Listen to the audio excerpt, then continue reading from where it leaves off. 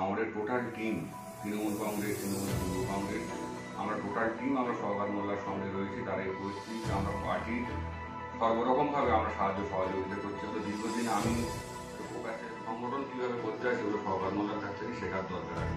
ধর্ম এবং রাজনীতি এক জায়গায় করা যাবে। বিজেপি যারা ধর্ম নিয়ে রাজনীতি করে এবং মানুষকে ভুল বুঝিয়ে অন্যরকমভাবে একটা সাম্প্রদায়িক বাতাবরণ তৈরি করে, সেই ধর্ম নিয়ে যারা রাজনীতি করছে, সে মুসলিম সম্প্রদায়ে যারা করছে, তারাও ঠিক কাজ করছে না।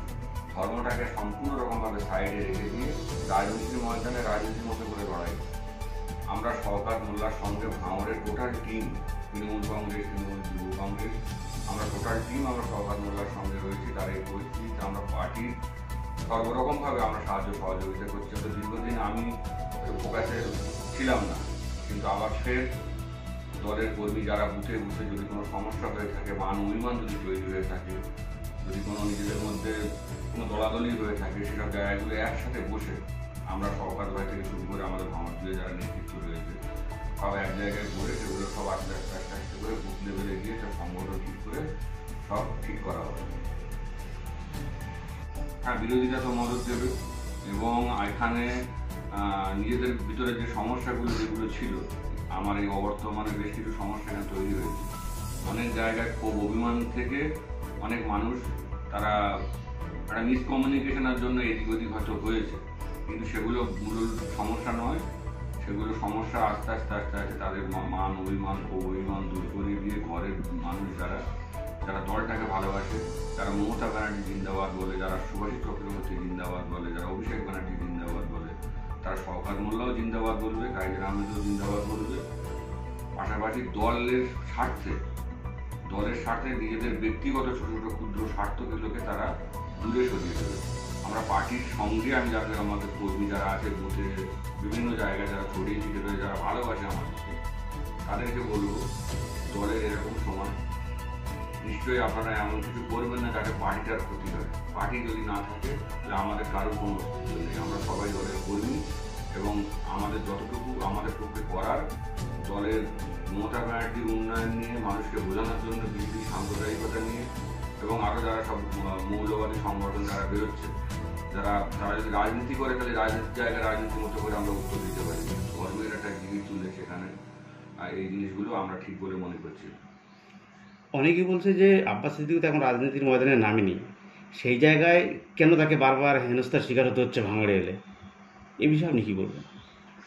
সেখানে কিছু পাবলিক যারা আমরা মিডিয়াতে যেগুলো দেখেছি, কিছু মানুষ সেখানে কি হয়েছে না হয়েছে অ্যাকচুয়াল ঘটনাটা শওকত মোল্লাই ভালো করে ব্রিফ করে দিয়েছে এবং শওকত ভাই সেটা ভালো করে জানে এবং উনি প্রেসকে একাধিকবারই বলেছে এবং উনি চ্যালেঞ্জও করেছেন যে এই ধরনের কোনো রকম কোনো ঘটনা ঘটেনি বা ওনার গাড়ি ভাঙচুর করা হয়নি বা সেই ধরনের কিছু হয়নি।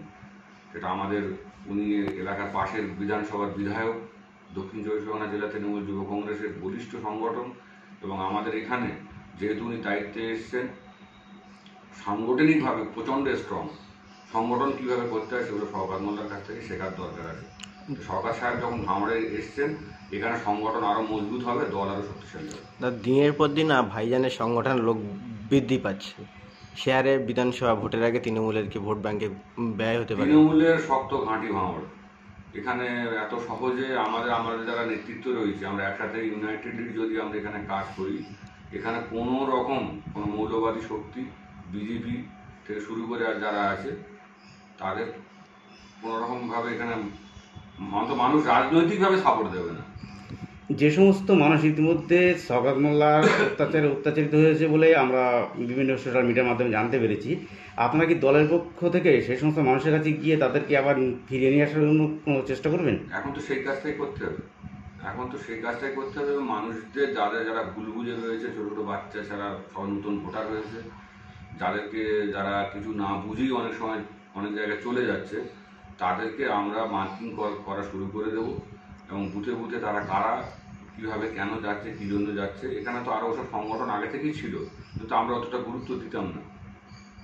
দাদা, শেষ প্রশ্ন একটাই, বর্তমান যে পরিস্থিতি ভাঙড় জুড়ে চলছে, আব্বাস সিদ্দিকী এবং শওকত মোল্লা বলতেই হয়, সেই জায়গায় দাঁড়িয়ে আপনারা আগামী দিন মানে কীভাবে সংগঠনটাকে আরও মজবুত করার জন্য আপনার পথে নামছেন? আমাদের সংগঠন মজবুতই আছে। সেদিনকে গত রবিবারের মিছিল তার প্রমাণ করে দিয়েছে। হাজার হাজার মানুষ এখানে রাস্তায় নেমে পায়ে পা মিলিয়েছে এবং ওই ঘটনার প্রতিবাদও জানিয়েছে। আগামী দিনে আমরা আরও একসাথে হয়ে জয়েন্টলি আমরা এই মুভমেন্টটা করব। কিছুদিনের ছিলাম না এলাকায়, আবার এলাকাতে এসেছি। আশা করি সেরকম মানুষগুলোকে গুটিয়ে একটা জায়গায় নিয়ে এসে আরও শওকত মোল্লার যাতে হাত শক্ত হয় সে ব্যবস্থা আমরা করব। দাদা, বিজেপি বা সিপিএম নয়, আব্বাস সিদ্দিকী ভাইজানই তৃণমূলের প্রধান শক্তি, এটা কি মনে করেন আপনি? এই মুহূর্তে যদি বিধানসভা ভোট হয় তাহলে বিজেপি বা সিপিএম নয়, সেখানে ভাইজানই ফ্যাক্টর, কি বলুন? না, আমি এটা মনে করি না, এটা একদমই মনে করি না। এটা এরকম আমরা অনেক দেখেছি, এসব দিয়ে কিছু হয়। আর একটা জিনিস দাদা, বারবার সোশ্যাল মিডিয়ায় ভেসে যে বহিরাগত এমএলএ ভাঙড়ে মানুষ চায় না, সেক্ষেত্রে শওকত মোল্লা ভাঙড়ে বারবার আসছে, অনেক মানুষ ক্ষুব্ধ আছে বা অনেকে ভালোবাসছে, কি বলবেন? দল যদি দায়িত্বে দেয় যে তোমাকে এই জায়গাটা দেখতে হবে, তো সে সেখানে আসবে। তাতে কারোর পছন্দ হোক আর না পছন্দ হোক তার তো কিছু এসে যায় না। পার্টি যে জায়গায় দাঁড়াবে, পার্টির পিছনে সবাই দাঁড়াবে। তাতে কি ভোট ব্যাংকের কোনো ক্ষতি হবে বলে আপনার মনে হয়? না না না, আরো আমাদের সংগঠন মজবুত এবং শক্তিশালী হবে। সর্বভারতীয় মেডিকেল প্রবেশিকা পরীক্ষার প্রস্তুতি এবং বিজ্ঞান উৎকর্ষতার সেরা প্রতিষ্ঠান। আজই যোগাযোগ করুন সায়েন্স এডুকেশন হাবে। আমাদের ঠিকানা যমুনা অ্যাপার্টমেন্ট, রাজারহাট রোড, কলকাতা। বিস্তারিত জানতে কল করুন 8582943781 নম্বরে। মণি মিষ্টান্ন ভান্ডার, এখানে উন্নত মানের মিষ্টান্ন পাওয়া যায় এবং বিভিন্ন অনুষ্ঠানে অর্ডার অনুযায়ী সরবরাহ করা হয়। বিস্তারিত জানতে স্ক্রিনে দেওয়া নম্বরে কল করুন।